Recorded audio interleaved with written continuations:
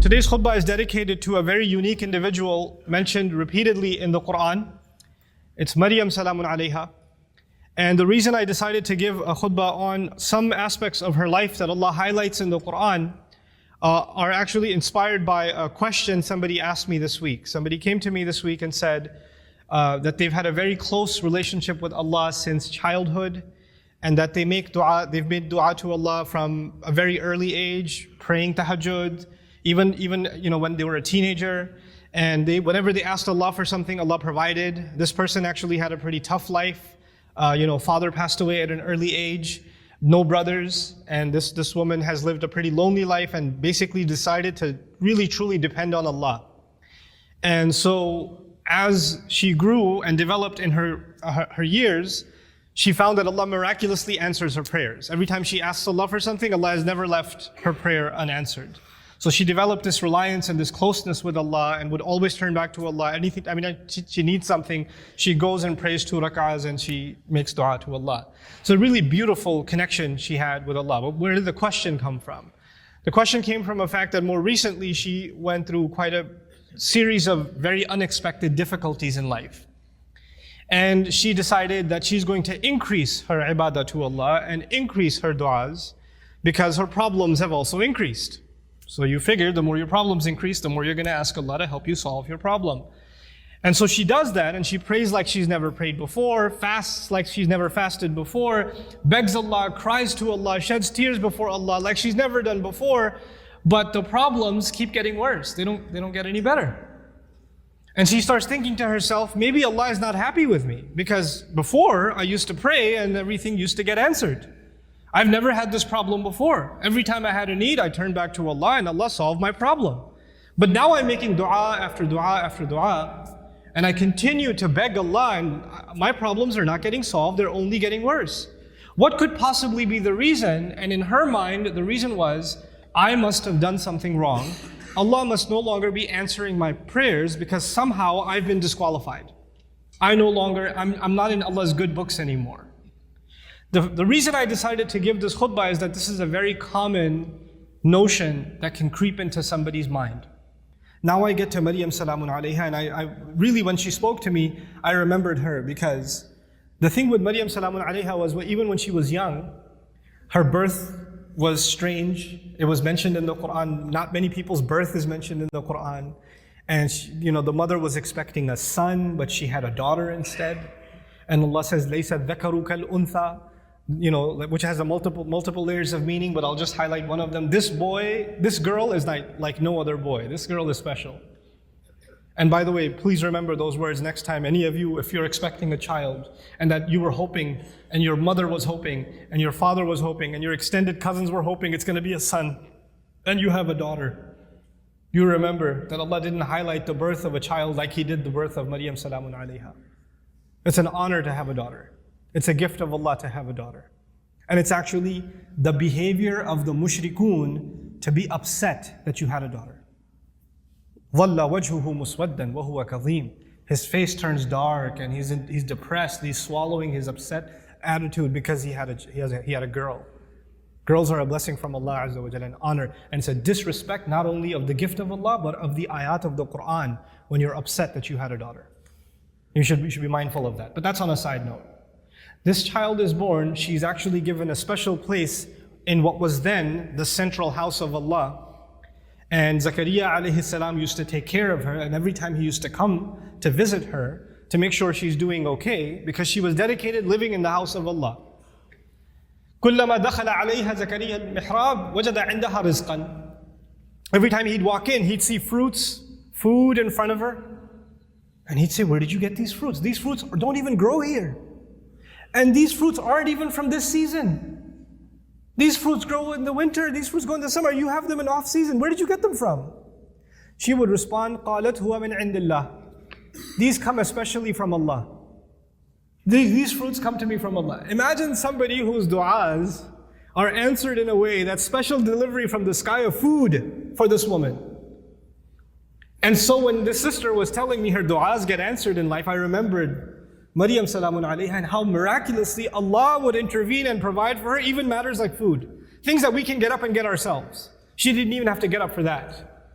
Very special child, very special woman. And so about this woman, what I wanted to share with you is later on in life what happens to her.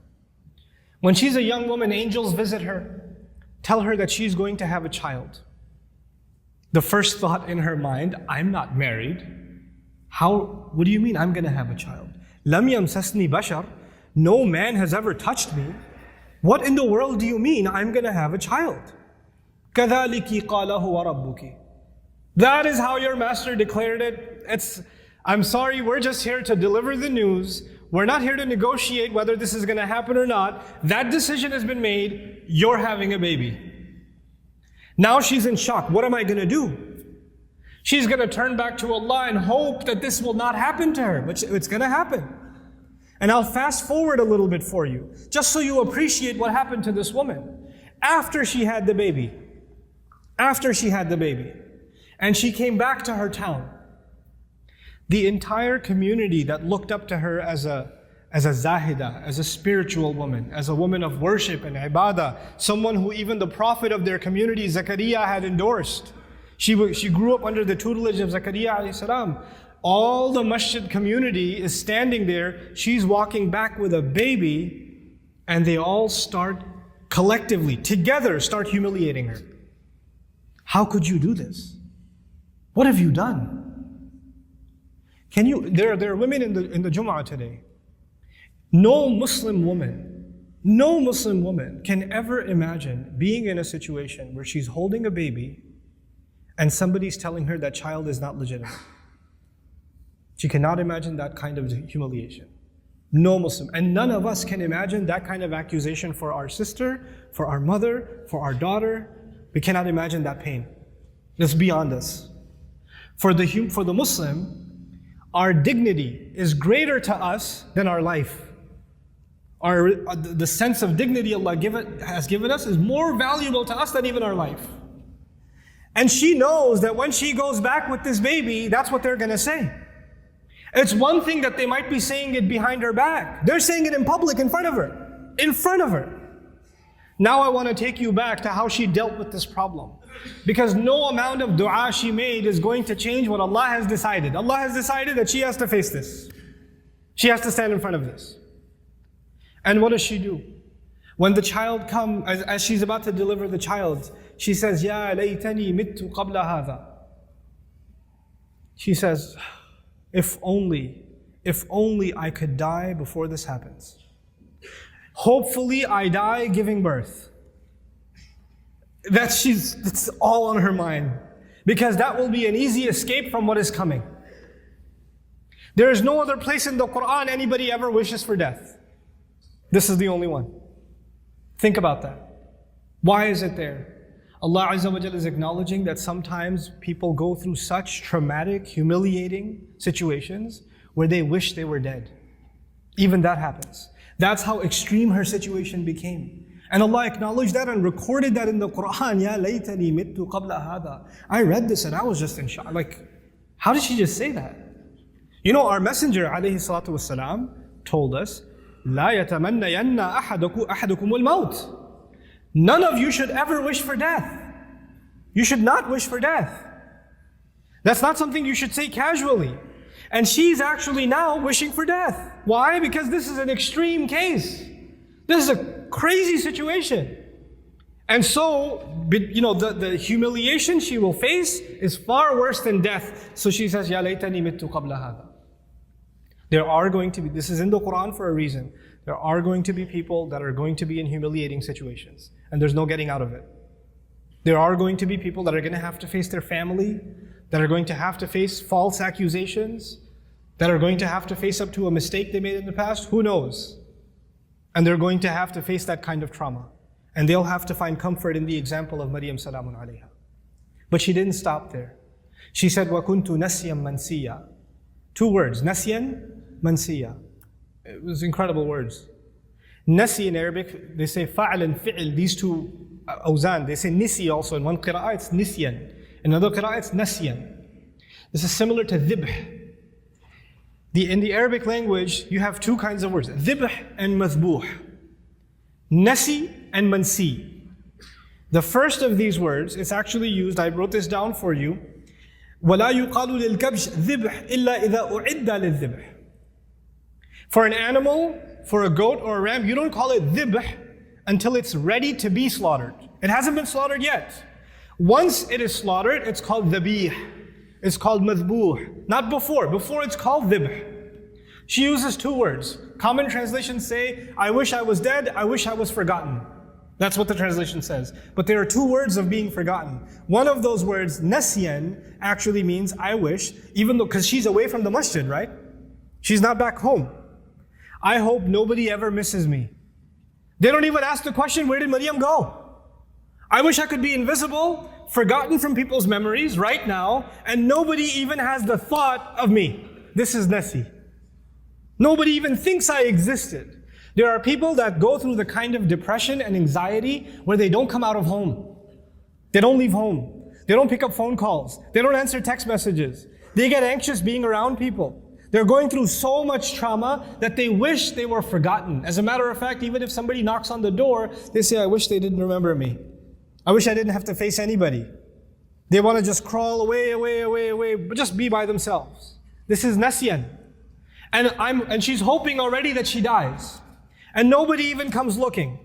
And then later on, even if years go by and nobody found out what happened to her, mansiyan. She's completely forgotten. There's no memory of her in the future either. I hope nobody thinks of me right now and I become invisible in the future also. I wanted to highlight this woman's trial because this is a woman of dua whose duas used to get answered immediately.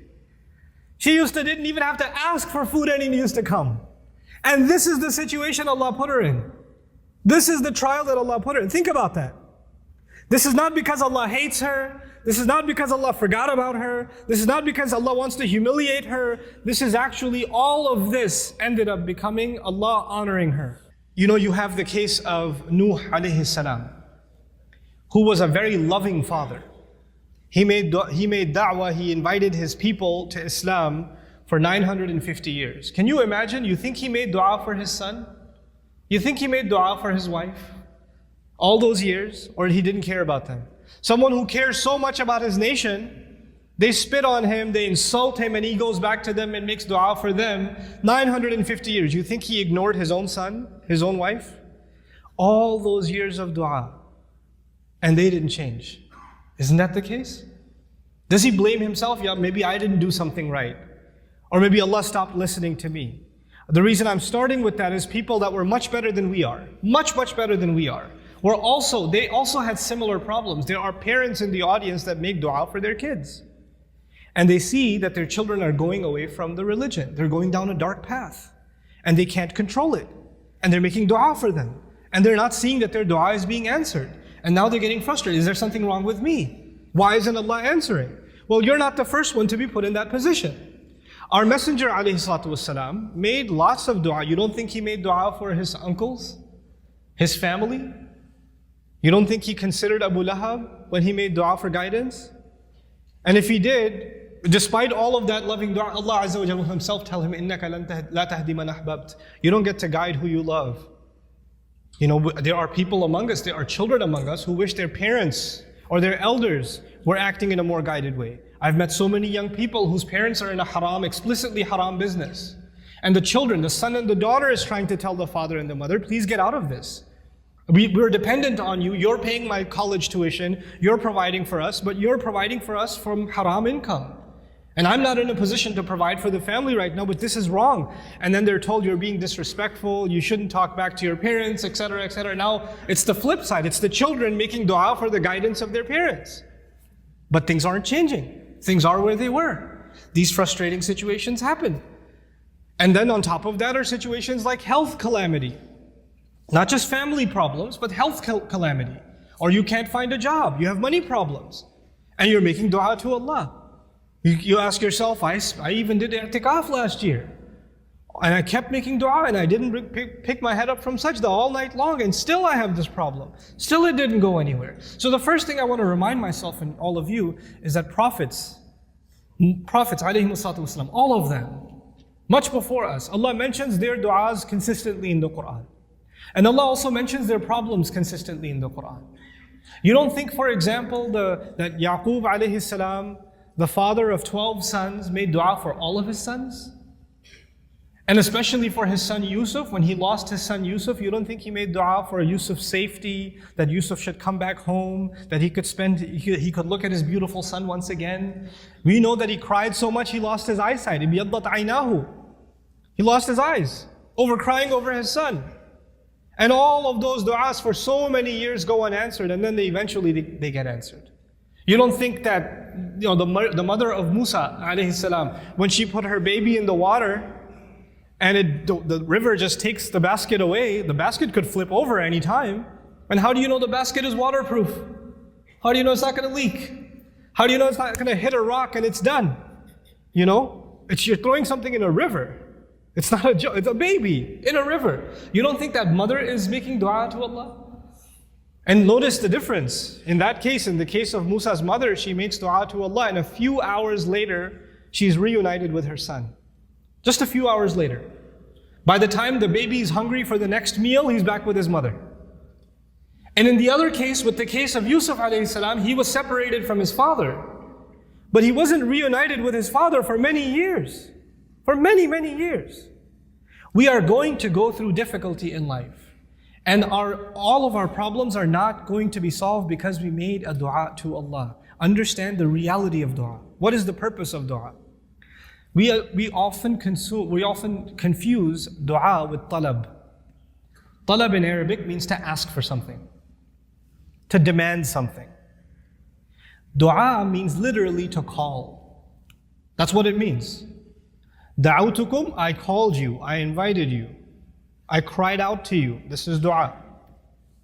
When we make dua to Allah, sometimes in that dua we are making demands. It's true. We're making requests. But we should never forget that all of those requests, you know what they are at the end of the day? It's a humble slave of Allah turning back to Allah and begging Allah to help him with whatever problem. But it's more than Allah solving your problem. It's just the act that you communicated with Allah that's the most valuable thing. Our du'as are a means by which we connect to Allah. Our du'as are not a means by which this world becomes heaven. This world is going to be full of trials. People that were much better than we are had difficulty in life. That's okay. لَقَدْ خَلَقْنَا الْإِنسَانَ فِي كَبَدٍ. We created all human beings in toil and labor and struggle. Struggle is a part of life. The purpose of dua is to help you and me deal with those struggles and to never forget that Allah is with us, whether it's hard times or easy times. May Allah Azza wa Jal not make us people that lose faith. May Allah Azza wa Jal honor us and help us remember that no matter how much people try to humiliate you, people try to put you down, people insult you like they did Maryam salamun alayha, Allah still honors you. There's a big difference between what people say about you and what Allah thinks about you. Because if you go by what people said, then Maryam was the most humiliated, insulted person in society. And if you go by what Allah says, she's one of the most honored women in all of human history. So we go by what Allah says. Allah is the one who honored us. وَلَقَدْ كَرَّمْنَا بَنِي آدَمَ. We honored the children of Adam. May Allah Azza wa Jal make us dignified before Allah Azza wa Jal, before He makes us dignified before people. بارك الله لي ولكم في القرآن الحكيم ونفعني وإياكم بالآيات والذكر الحكيم.